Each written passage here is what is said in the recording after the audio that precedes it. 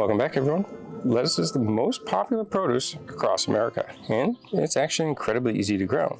So you can stop purchasing it yourself and grow healthier, better tasting lettuce on your own. Lettuce does fantastic in cool, sunny weather, which makes it fantastic for planting in most areas come the spring. It also does well in the fall. It can also do well in the summer, provided you use a shade cloth in a lot of areas. This will block a percentage of the light coming through, keeping your plants cooler.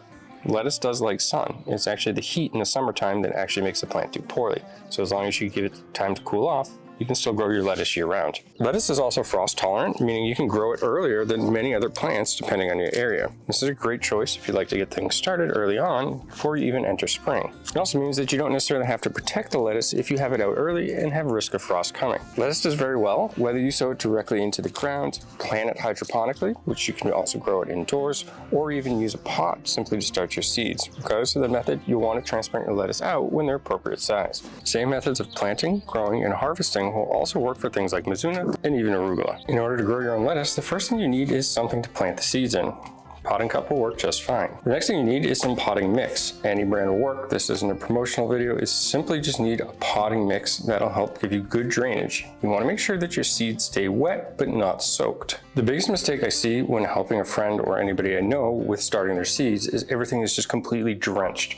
You want the seeds to stay wet in order to germinate, but they do not want to be soaked. No, you do not need to do any fancy tricks. You don't need to bang down on the pot. You don't need to press things firmly. All you need to do is just get some soil into the potting cup. You can level it off if you like, but don't compact it too tightly. Next step is just to poke some holes into the soil. That way you can plant the seeds more easily at a proper depth. Now the planting depth may vary depending on the type of seeds or type of lettuce that you're growing. Since we're just starting these seeds in this cup, I'm going to put a bunch of holes. That way I can get a bunch of lettuce started in one go. Next, you'll take your seeds, and for lettuce, you can have 1 or 2 seeds. Either will be just fine for the hole. You could even have more than that, and you can always thin them later.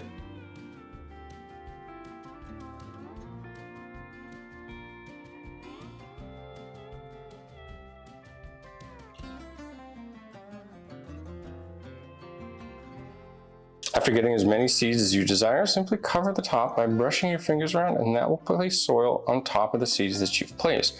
This will help keep the seeds wet in all directions. Improving this soil to seed contact is pretty vital for the germination process. It is possible to plant seeds simply on the top and have them sprouts, but this will increase your chances and give you a better germination rate. The next step is to water these seeds in. This is just a regular drinking bottle with some small holes drilled into the top. When the bottle gets disfigured from squeezing it and watering over time, remove the cap and place it on a new bottle. You can use any watering can that you prefer. I just find this a really great way to control how much water is going into the seeds and maintain proper moisture control throughout the seed process. It's important to note that you do not need light at this point in the process. I just have this to help you see what's going on within the cup. A humidity dome or any kind of cover is also beneficial. In order to help the seeds germinate, make sure that you remove those as soon as they do so that your seedlings don't get leggy. If you don't have a humidity dome for the container that you're using to spread your seedlings, you can improvise. You can even use plastic wrap, just some plastic in general. It's just going to help maintain moisture and again keep those seeds wet. Check back daily to see if your seeds need any additional water. In this case, you can see that really not much has changed, so we're not going to add any additional water at this time. After about a week or so, your lettuce should be roughly this size, and if you plant it in cups or even a seed starting tray, it'll be ready to transplant this into a larger location. This is a separate cup than the original one I showed you with a bunch of lettuce in it. I thought this would be an easier example for you to see. The next step here will be to find a place in your garden bed or wherever you're transplanting this lettuce. In my case, it's going to go into this bed, and after a couple more weeks, it'll go up into the original location where you saw all those larger heads of lettuce. Simply loosen the soil from around the cup by gently pressing on the sides. It helps to work towards the bottom of the cup, and then everything should just slide out. Dig a small hole that'll fit the size of the soil that you have within your hand and place it into the hole. After you've transplanted the seedling, just give it some water, and you'll want to check back and water this daily, at least for the first few days. After that, you may be able to start watering every other day, depending on the area. In this bed, we also have some lettuce and celery that's been transplanted recently as well, and I'm going to water these as well. You'll notice that we put a lot more water into the one that was freshly transplanted than the ones that are already established.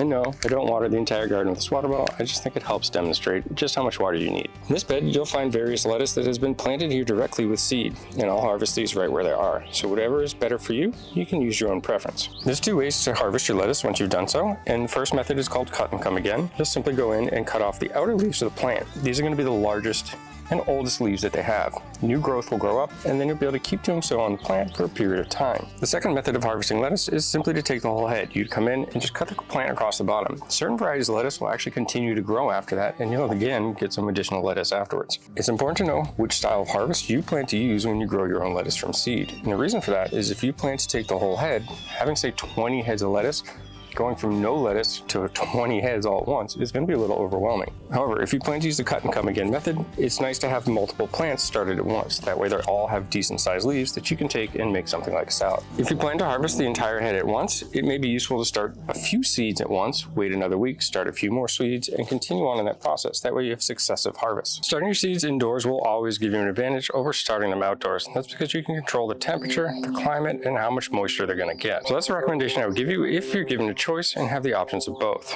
Overall, I'd love to make this video longer, but there's really no need for lettuce.